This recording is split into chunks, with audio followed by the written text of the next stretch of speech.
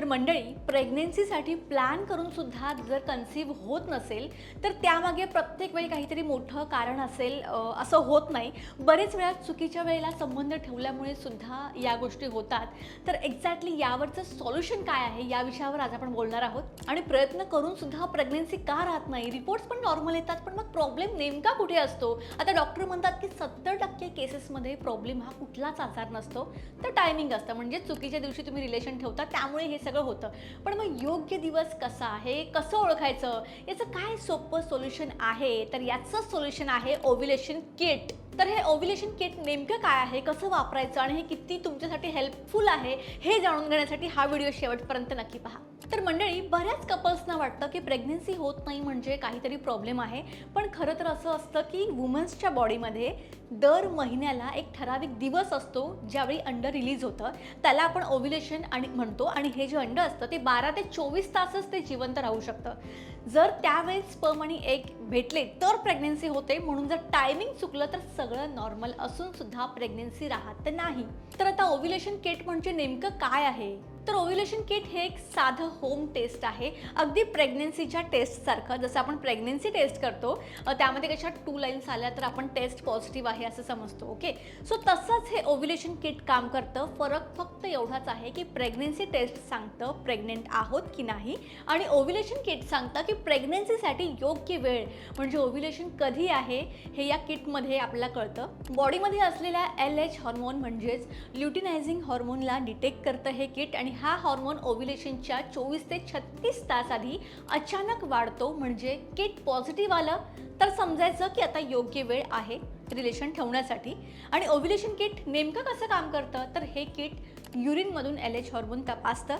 ज्या दिवशी LH hormone वाढतो त्या दिवशी ही टेस्ट स्ट्रिपमध्ये 2 लाईन्स दिसतात किंवा पॉझिटिव्ह रिझल्ट येतो. याचाच अर्थ असा की पुढच्या 24 ते 36 तासात एग रिलीज होणार आहे. म्हणजेच हा तुमच्या सगळ्यात महत्त्वाचा फर्टाईल टाईम असतो आणि त्यावेळेला किंवा त्याच्या आसपास तुम्हाला रिलेशन ठेवणं खूप महत्त्वाचं असतं. ओव्ह्युलेशन किटची टेस्ट नेमकी पाळीच्या कितव्या दिवशी करावी, तर याचं उत्तर आहे प्रत्येक महिलेसाठी हे वेगळं वेगळं आहे. कारण प्रत्येकाच्या मासिक पाळीचं जी सायकल असते ती वेगळी असू शकते. फॉर एक्झाम्पल, जर तुमची सायकल रेग्युलरली 28 दिवसांची असेल तर साधारणपणे तुमचे पिरियड सुरू झाल्यानंतर 11व्या किंवा 12व्या दिवसापासून टेस्ट सुरू करण्याचा सल्ला दिला जातो.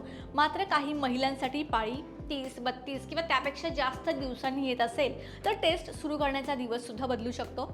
त्यामुळे नेमकी आपली सायकल कशी आहे हे याचा अभ्यास करून तुम्ही टेस्ट सुरू करणं महत्त्वाचं असतं. आणि जर पाळी खूपच इरेग्युलर असेल तर योग्य तुम्हाला गायडन्स हवं असेल तर तुम्हाला गायनेकॉलॉजिस्टलाच व्हिजिट करावं लागेल. आता नेक्स्ट, ओव्ह्युलेशन किट कसं वापरायचं.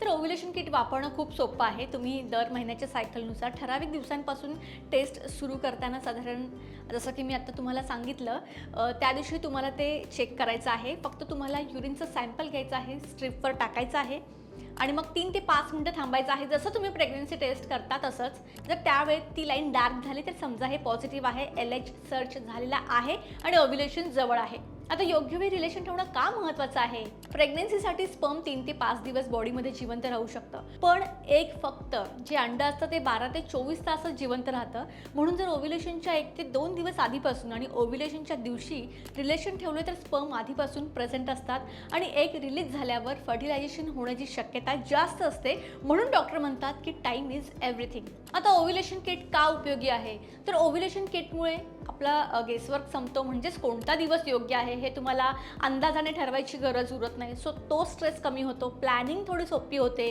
आणि प्रेग्नन्सीचे चान्सेस वाढतात. पण लक्षात ठेवा, हे किट फक्त तुम्हाला योग्य वेळ सांगते. आता या ओव्ह्युलेशन किट नेमकं कुठे मिळतं, तर आजकाल ओव्ह्युलेशन किट सहज सगळीकडे अवेलेबल आहे.